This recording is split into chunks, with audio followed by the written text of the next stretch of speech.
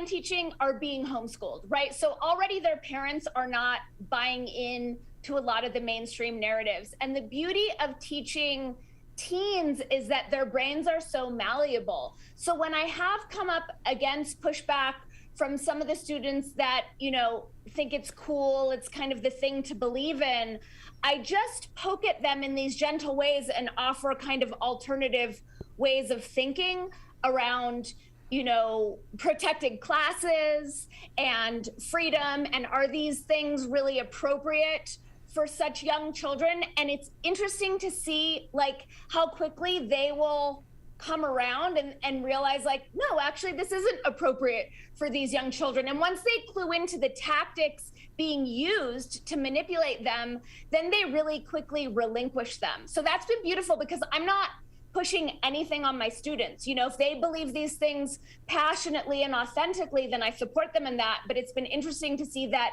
the couple that I've had that have been on board with some of these more damaging, demoralizing narratives, once they understand the tactics, they kind of let them go. And they're like, oh, I get it.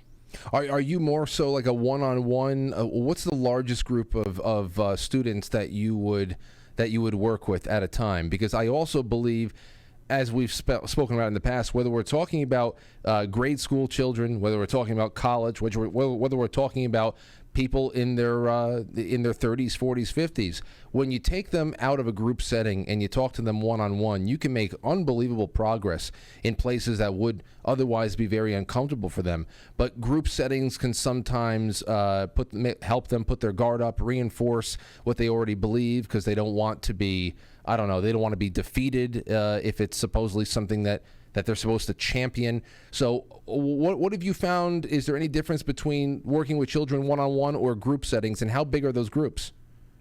So I found, I work with children from I think one of my biggest class was 13 and my smallest class was 7. And 7 was really ideal because they all developed a bond with one another. And I open every class up for them to have, conversation and discussion issues that are really, prominent for them, because a lot of my classes are happening during the lockdown and they're dealing with the same sort of shaming and defriending and demonization that we adults are. And it's really heartbreaking. So it was really beautiful for them to have one another and to see them work things out with each other's support. So ideally, I like working with 8 or less, just because it just creates a lot of trust and safety among the students to be able to share vulnerably. And I feel like that's really important for what they are going through right now and how isolated they are.